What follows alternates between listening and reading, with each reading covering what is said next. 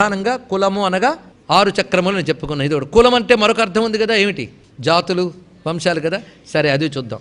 కులము అనగా అనేక రకములు ఉన్నాయి. పితృవంశం, గురువంశం, ఈ 2 ఉంటాయట. వంశాలు 2 రకాలు గుర్తుపెట్టుకోండి, పితృవంశం, గురువంశం. పితృవంశం అంటే ఏం చెప్తాం? నా తండ్రి, నా తాత, నా ముత్తాత అని చెప్తాం. గురువు అంటే ఏం చెప్తాం? నా గురువు, పరమ గురువు, పరమిష్టి గురువు అని అంటాం. నువ్వు చేసే ఉపాసనా శరీరం ఎవరి నుంచి వచ్చింది? నీ తండ్రి నుండి ఇచ్చిన శరీరం అయిపోయింది, దీక్ష వల్ల నీకు మరొక శరీరం వచ్చింది. అప్పుడు నీ తండ్రి ఎవరు? శ్రీ గురు సర్వభుకారణ భూతాశక్తి, భావనోపనిషత్తులో మొదటి వాక్యం. గురువు, ఆ గురు పరంపర, ఈ గురు పరంపరంతా నీకు తండ్రి కనుక అది కులం, నీ గురుకులం.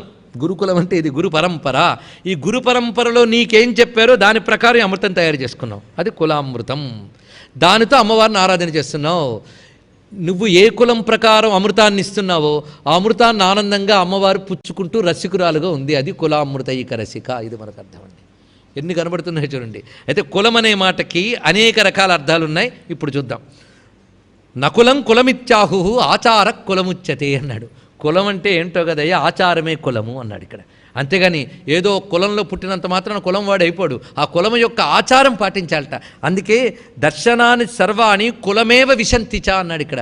సర్వశాస్త్రములు కులాన్ని ఆశ్రయించుంటాయి అంటే ఆచారాన్ని ఆశ్రయించుంటాయి. అందుకే ఆచారమే కులము. ప్రతి కులము గొప్పదే, ప్రతి కులానికి ఒక ఆచారం ఉంది. ఆ కులాచారం ప్రకారంగా వాళ్ళ అమ్మవారిని ఆరాధన చేస్తారు. ఎవరి కులాచారం ప్రకారంగా వాళ్ళ అమ్మవారిని ఆరాధన చేసినప్పుడు వారు వారి కులాచారంగా ఇచ్చేటువంటి నైవేద్యములు మొదలైన అమృతాన్ని అమ్మవారు తృప్తిగా పుచ్చుకుంటారు, అది కులామృతైక రసిక. ఇది మరొక అర్థం అండి. ఎన్నొచ్చే చూసారా? వారి వారి కులాచారం ప్రకారంగా అన్నారు. అందుకే విప్రాక్షోణి భుజో విశస్తదితరే క్షీరాజ్యమధ్వాసవై అని వర్ణించారు. విప్రులు క్షీరముతోనూ, రాజులు మధువుతోనూ, అలాగే ఆసవం అనే పదార్థంతో ఇతరులు అమ్మవారికి అమృతం ఇస్తారు అని వర్ణించారు. ఇలా అవన్నీ కులాచారం. ఇలా విశేషార్ఘ్యపాత్ర, సామాన్యార్ఘ్యపాత్ర ఇవన్నీ చెప్పబడతాయే, అవన్నీ తీసుకోవచ్చు ఇక్కడ. అందుకే కులామృతైక రసిక, ఇది ఒక అర్థం అండి. అసలు కులం అంటే అర్థం ఏంటి?